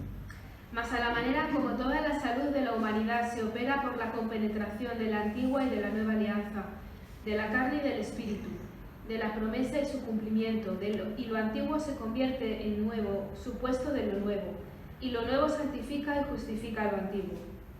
Y como el cristiano ha de vivir siempre en transición viva de lo antiguo a lo nuevo, en el punto en que lo nuevo brota de lo antiguo, nuevo y eternamente joven. Así la Iglesia tiene su plenitud en la más viva compenetración del estado secular y del estado religioso, de la vida en el marco de la familia y de la vida en el cuadro de la regla, unidas ambas formas en un fecundo intercambio. El siglo abierto a un estado suprasecular, lo suprasecular santificando y justificando el estado secular. Bueno, aquí lo que señala Balzac es la vitalidad de la Iglesia, que requiere las dos cosas. Requiere matrimonios, familias, entrega, vida en el mundo y renuncia al mundo, renuncia al matrimonio, entrega exclusiva a Dios. Sí, la vitalidad está no en un estado o en otro, sino en la tensión entre ambos. Y normalmente así lo sentimos, ¿no? A las familias les gusta que haya monjas y monjes y no se sienten mal porque se funde un monasterio. Al revés, sienten que algo de eso que hacen estos monjes o monjas nos hace bien. No es tan fácil explicarlo, pero en principio sí, el catolicismo nos ha dejado ese sello, ¿no? El gusto por el otro estado. Y lo mismo en el estado religioso, pues se sabe que hay que rezar por los matrimonios, por los niños, se sabe de sus dificultades, que muchas veces son más mayores que las de nuestro estado. ¿Sí?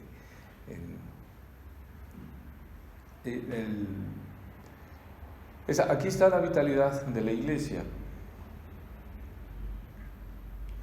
El protestantismo confundió todo esto. Hay un texto de Adrienne von Speyr en su diario que me parece muy luminoso.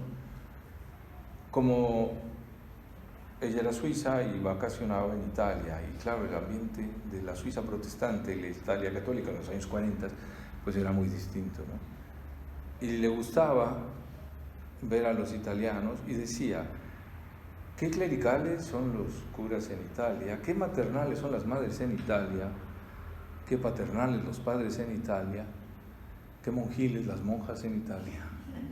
En cambio, entre nosotros todo es una igualdad sin forma, amorfa. Ella era todavía protestante, pero le gustaba esta definición. Sí, te casas, pues la familia, sí, ahí está el trabajo que Dios te encomienda. Hoy corremos ese riesgo, ya lo dije al principio. Bueno, pero tenemos la misma gracia, el que fundó el estado de vida religiosa es el mismo que consagró el matrimonio como sacramento.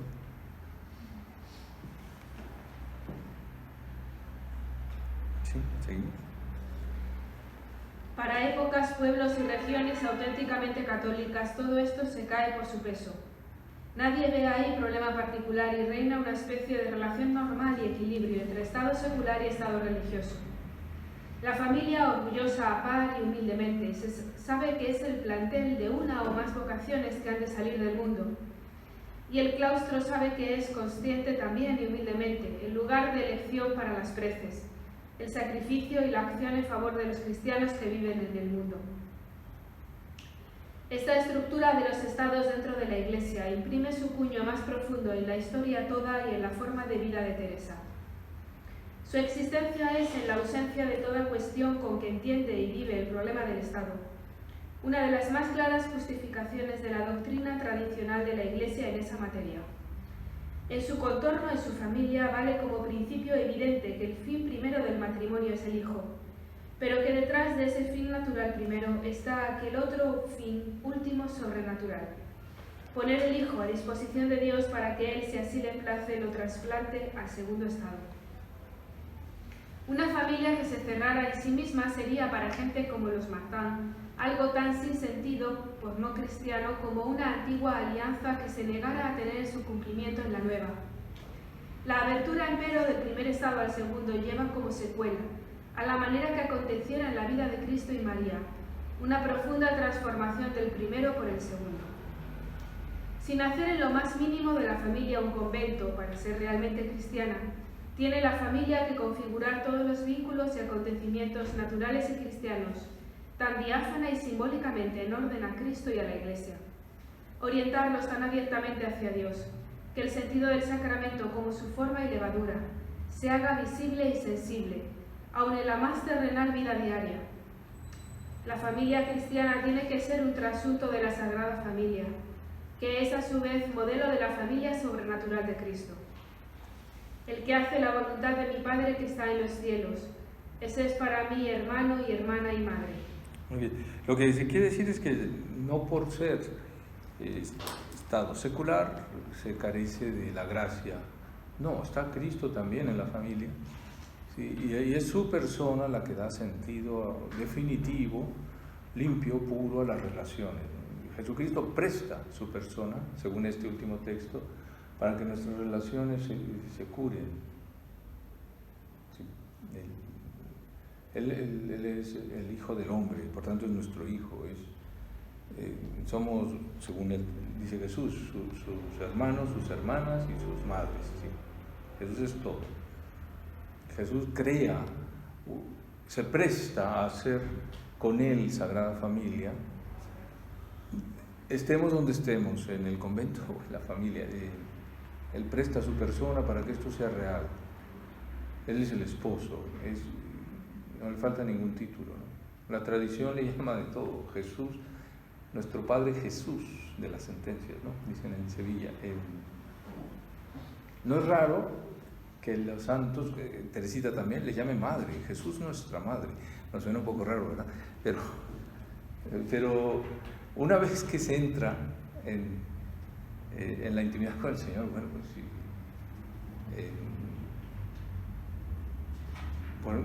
Teresita le llama madre a Jesús, también Santa Juliana de Norwich. Esta plenitud de afecto puro, amor purísimo, divino, hecho relación humana con Él, hace que también la familia sea un lugar para la santidad cristiana.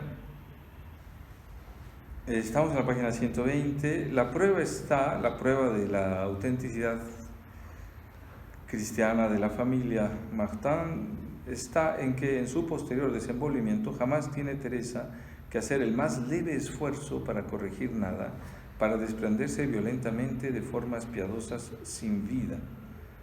Teresa no conoce la crisis, esto es importante, que tienen que atravesar muchos jóvenes de romper por entre una tradición familiar que se ha hecho vacía para dar con la verdad de la vida cristiana. A veces hay educación cristiana poco lúcida y los jóvenes no saben cómo seguirla, entonces rompen. Sí se ve mucho cuando hay idealismos morales y los jóvenes se cansan. Y bueno, también son pecadores y pueden ser muy orgullosos o no tanto, y entonces se complica. En Teresita no se da esto, no hay problema en la educación que ha recibido. Veremos por qué. Balsar se detiene mucho en la relación con el padre, más con el padre, algo con la madre, y luego con las hermanas mayores, y bueno, con cada una, también con la hermana más difícil, Leonia. Sí, en este mismo párrafo, un poco más abajo, Teresa no se siente nada dañada ni desgarrada cuando muere la madre. ¿Le duele?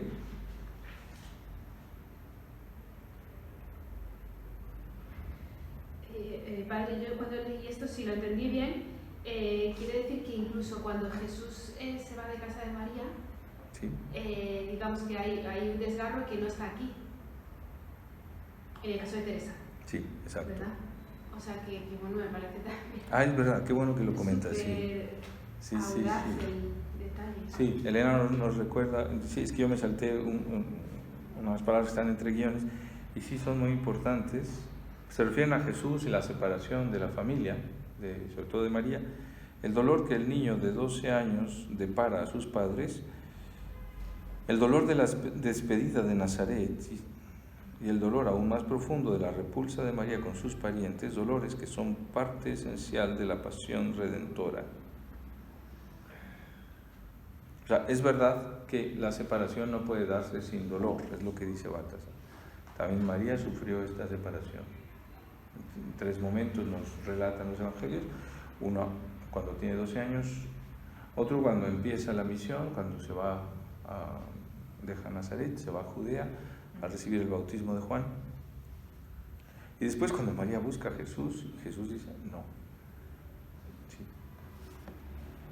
¿Quién es mi madre y mis hermanos?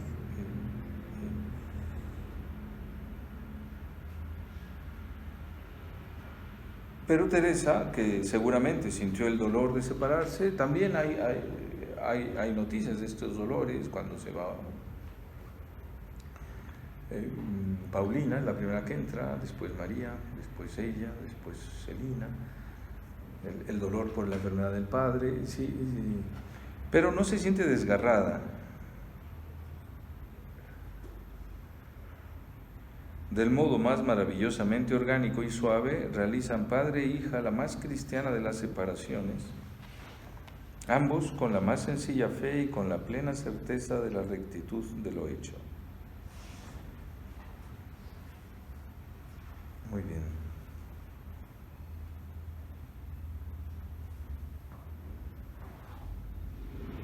Pues entonces tenemos que entrar en el página 121, el Padre, una relación con el Padre muy limpia, muy transparente a Dios. Leemos, el centro de la familia.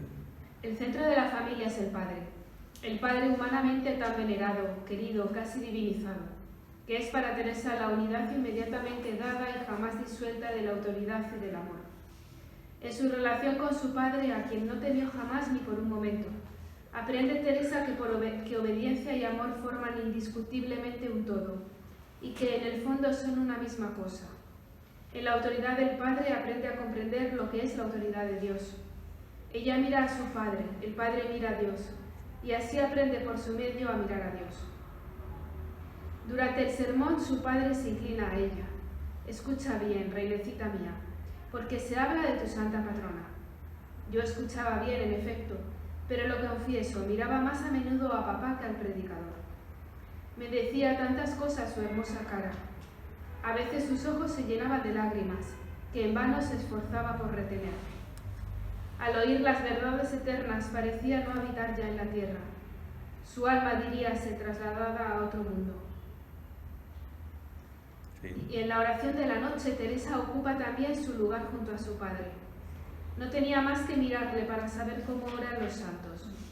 Que su padre era un santo era persuasión que acompañó a Teresa toda su vida. Con qué complacencia cuenta ella cómo en la peregrinación a Roma se le dio el nombre de Monsieur Saint-Martin.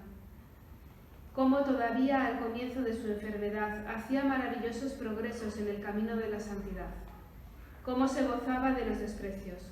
Cómo acostumbraba a perdonar inmediatamente, según testimonio de mamá y de todos los que le conocieron. Jamás pronunció una palabra contra la caridad. Muy bien. En la siguiente página se nos dice, no es comprensible que un padre así se convirtiera para sus hijas en una imagen inmediata de Dios Padre. Pues este es el efecto del Padre. Ahora, el Padre, como es bien sabido, ¿verdad? Perdió la razón. Pero entonces es cuando madura esta imagen. Lo vemos más esta imagen. Mas esta imagen del Padre solo adquiere plena transparencia cuando el misterio del dolor empezó a envolver como una sombra a aquel santo varón.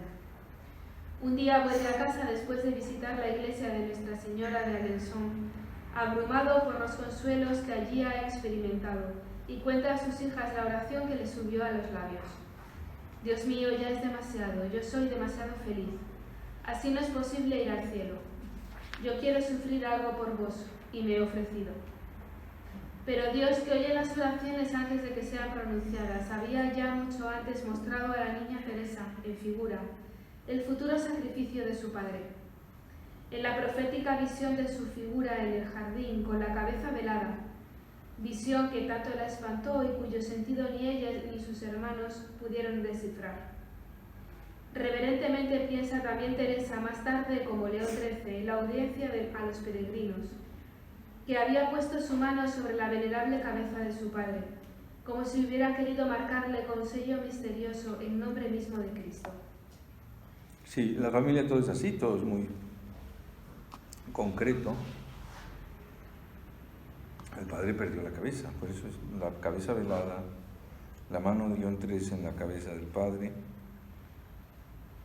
Todo esto hará que Teresa interprete bien la enfermedad de su padre.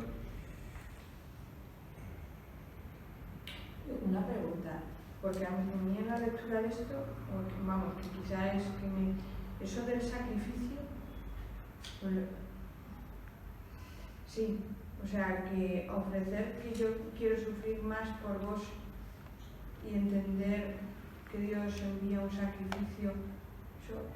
Al que no vea pregunta si está bien eso de... No lo entiendo internamente, o sea, me confronta, o sea, el sacrificio que quería que nos explicara, ¿no? Sí, que es una buena pregunta. Que no vea pregunta si está bien rezar eso. Eso. Sí, pedir el sacrificio, pues... ¿Y si se necesita eso? O sea, no entiendo, no bueno, entiendo... pregunta si está bien y si se necesita. De momento es una sola pregunta, ¿no? Vale. ¿O no? Sí, luego tengo la otra, sí. Sí, es una cuestión difícil de resolver. San Ignacio la trata en las 3 maneras de humildad. El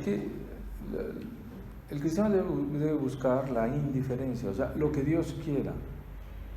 Y adelantarse a pedir sacrificio no es perder la indiferencia. Esta es la cuestión de...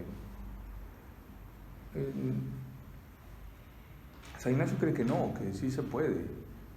Hay una tercera manera de humildad que prefiere la cruz. Pero no se debe uno apuntar fácilmente a esta tercera manera de humildad sin una invitación de la gracia. ¿Sí? ¿Sí me explico? O sea, la respuesta sería esta. Si Dios a alguien le mueve a rezar así, puede hacerlo. Si uno se esfuerza a sí mismo a rezar así, no debería hacerlo. Sí, Dios tiene distintos caminos. Muchos santos han pedido esto. La guía fundamental es la indiferencia, lo que Dios quiera, la santa voluntad de Dios, la adorable voluntad de Dios. En salud y en enfermedad, en riqueza, en pobreza, en honor y en deshonor, lo que Dios quiera, aceptar una cosa u otra. No resignarse, que eso no es la indiferencia ignaciana, sino aceptar como voluntad de Dios. Pero puede haber esta invitación de Dios mismo a padecer con Él, con su Hijo.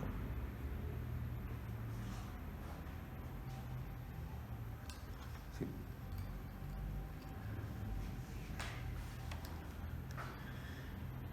¿Seguimos?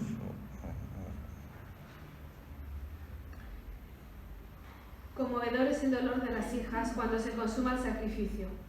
El padre se hunde en la demencia. Al principio de su enfermedad acostumbraba efectivamente a velarse la cabeza. Y tiene que ser llevado a una casa de salud y allí se consume durante años sin consuelo. Ahora ya no es Dios Padre, sino el Hijo, el que se hace visible por la velada faz dolorosa. Hasta en sus años de convento, la imagen y destino de su padre carnal se convierte para Teresa en representación sensible de los misterios divinos. Una hermana de la Santa cuenta, en el Carmen fue al tiempo de nuestras grandes pruebas, con ocasión de la enfermedad mental de nuestro padre, cuando Teresa se unió más estrechamente a los misterios de la pasión. Entonces fue también cuando obtuvo el permiso de añadir a su nombre el de la Santa Faz. Sí, sabido, ¿verdad? Que es Teresa del Niño Jesús y de la Santa Faz. Por el versículo de Isaías del siervo de Yahvé, que dice, su faz estaba escondida, lo relaciona con el Padre.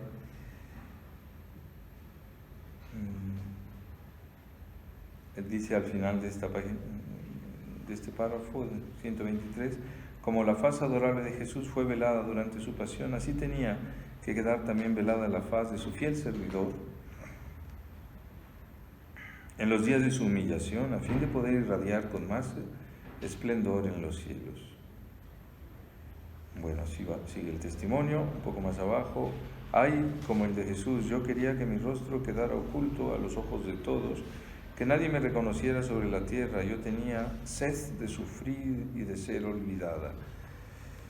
Sí, el Padre la introduce en estos deseos. Pasamos a la Madre. 124 arriba, sobre la Madre. Sobre la madre hay mucho menos que contar, pues murió cuando Teresa tenía 5 años. Y sin embargo se imprimieron también en su corazón rasgos de esta figura amada, que le sirvieron para comprender el amor maternal de Dios. Celia misma cuenta en una carta cómo Teresita la sigue por todas partes y no para de llorar hasta que se halla otra vez con su madre. Asimismo, la niña no subiría jamás la escalera, ella solita, a menos de llamarme a cada grada. Mamá, mamá. Tantas gradas, otros tantos mamá. Y si por desgracia me descuido de responderle una sola vez, sí, hijita mía, se para en seco, sin adelantar ni retroceder.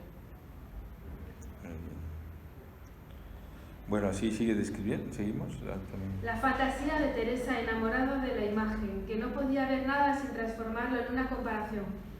Sacó de ese incidente de su infancia una encantadora historieta que le cuenta a una novicia en un momento de desaliento.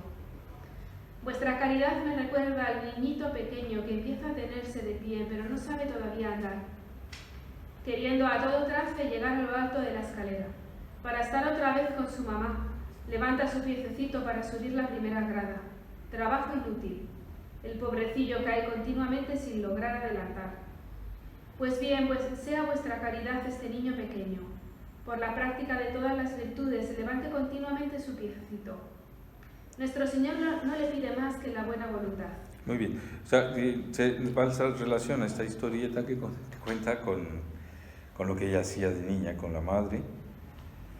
Sí, habla de niño, pero bueno, es un sutil cambio, dice Baltasar. Sobre la última enfermedad de la madre, página 125.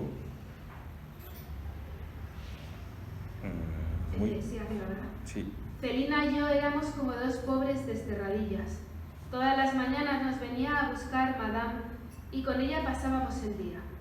Una vez no habíamos tenido tiempo de hacer nuestras oraciones antes de salir, y Celina me dijo muy bajito por el camino: ¿tenemos que decir que no hemos hecho nuestras oraciones? Oh sí, le respondí yo. Entonces, muy tímidamente, confió ella su secreto a aquella señora, que nos dijo inmediatamente: muy bien, hijitas mías, ahora mismo las vais a hacer. Luego, dejándonos en una habitación grande, se fue. Celina me miró estupefacta. Yo no lo estaba menos y exclamé: ¡ay, no es como mamá! Mamá nos hacía hacer siempre ella misma nuestras oraciones. Muy bien, de aquí interpreta lo que significa la madre para Teresita respecto de la vida cristiana. Solo ahora, cuando la madre está ausente, se hace claro que se ha orado siempre con la madre y en la madre, a la manera que se ora naturalmente en una iglesia. En un espacio vacío, Teresa no puede orar.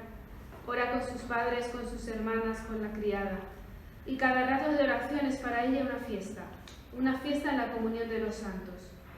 Teresa se halla al orar en comunión con su madre, con su padre, con sus hermanas. Una parte de lo que siente en la oración está condicionado por la presencia de las personas amadas. Esta presencia del amor humano es para ella como la garantía de la oculta presencia de Dios. ¿De qué otro modo pudiera ser un niño introducido en la escuela de la oración, en la ciencia y sentimiento de la presencia de lo invisible, sino a través del sacramento del amor visible y sensible? Teresa es introducida en la oración, se encierra en ella y se siente en ella encerrada. Sí, entonces este es el valor que ve Baltasar en esta familia que se reza unidos. Teresa aprende a rezar así. El amor humano de su madre especialmente, pero también de sus hermanas, de su padre, crea el espacio eclesial de oración. Ahí está Dios. No se ve rezando de otra manera. Dice que solo en la casa de aquella señora que sustituye a la madre durante la enfermedad, pues empieza a rezar sola, una oración seca, sin respuesta. Esto nos lleva a la conclusión, en la página 126. Teresa da realidad en lo sobrenatural solo aquello que en alguna manera ha vivido en lo natural. La relación natural de hija con sus padres, de hermana con sus hermanas, es la base para entender la caridad concreta y para entender incluso el misterio de la Iglesia.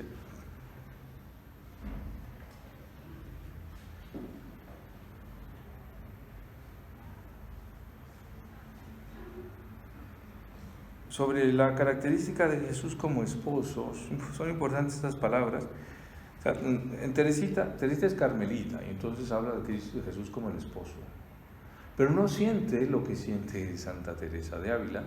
O sea, no es tan central en su espiritualidad la esponsalidad de Jesús, como lo es en los dos grandes fundadores, tanto en San Juan como en Santa Teresa, San Juan de la Cruz. El desposorio, en contraste con el de la gran Teresa, no lo vivió Teresita. Si es cierto que llama a Jesús su esposo, esta expresión queda tan pálida e ingenua como pudiera sonar en la boca de una niña pequeña.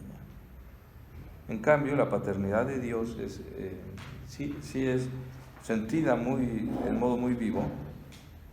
Por eso dice al final de este párrafo, pero que Dios sea su Padre, es idea que la domina hasta las lágrimas. Leemos la anécdota. ¿En qué piensa vuestra caridad?, le preguntó la hermana. Estoy meditando el Padre Nuestro, respondió ella. Es tan dulce llamar a Dios Padre Nuestro. Y las lágrimas brillaban en sus ojos. Y el punto de partida para la formulación de su doctrina lo forma el pasaje de Isaías. Como una madre acaricia a su hijo, así os consolaré yo. Sobre mi seno os llevaré y en mis rodillas os meceré. Y resumiendo en la oración. Oh tú que así supiste crear los corazones de las madres, yo encuentro en ti al más tierno de los padres. Jesús mi solo amor, oh Verbo eterno, tu corazón es para mí más que materno, tú me sigues a cada instante, tú me guardas, y cuando yo te llamo nunca tardas, y si a veces pareces ocultarte, tú mismo, tú me ayudas a buscarte. Muy bien. Padre, a mí me llama la atención un poco, en la página 126 dice: a Luis y Celia Martán les debemos la doctrina del caminito. Sí.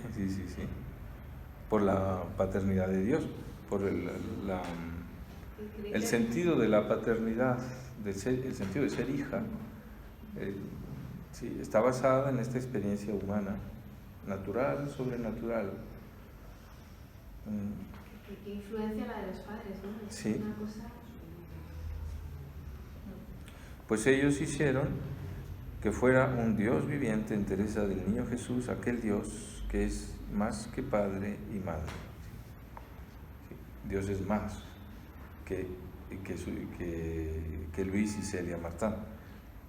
Pero ellos son transparentes a la paternidad superior a la de ellos, ¿no? En la tarea de los padres cristianos, la transparencia al origen absoluto en Dios. Ellos son origen de sus hijos, como padre y madre, pero deben ser, para cumplir esta tarea tienen que ser transparentes al origen absoluto. El Padre no sustituye a Dios, aunque lo represente. Lo mismo la madre. Todas las posesividades empiezan en esta falta de transparencia al origen absoluto, a la paternidad de Dios. Ellos les debemos la doctrina del caminito porque no impidieron, no pusieron una dificultad con su paternidad en la comprensión de la paternidad de Dios. Muy bien.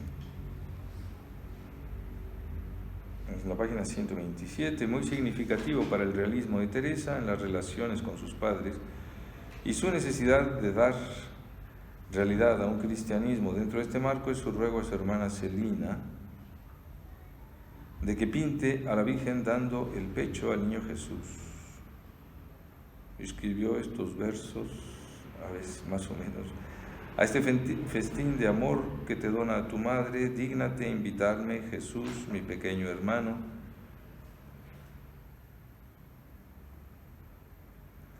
Acuérdate de tu pequeña hermana que hace palpitar tu corazón. Sí. Le reza al niño Jesús que la Virgen amamanta. Sí, este realismo de las relaciones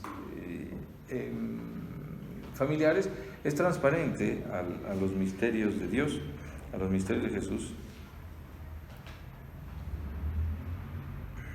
Sigues diciendo, Balzac, todo fue absolutamente personal, nada puramente formal. Se obedece por amor a una persona, nunca por violencia o por mera consideración a una ley.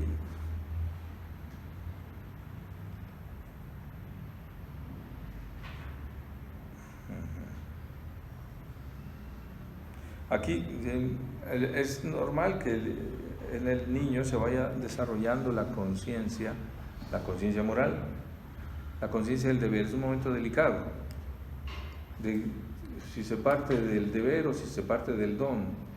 La conciencia es en primer lugar conciencia del don, e inmediatamente después del deber, pero el don está antes. Si se educa en el sentido del deber, si en el sentido del don, empieza la conciencia a sufrir. Esto no